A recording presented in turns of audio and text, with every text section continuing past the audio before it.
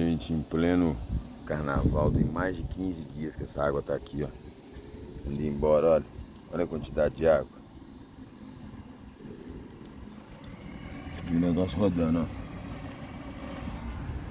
Mais de 15 dias que tá indo embora. Tem até número de protocolo e tudo isso aqui, ó.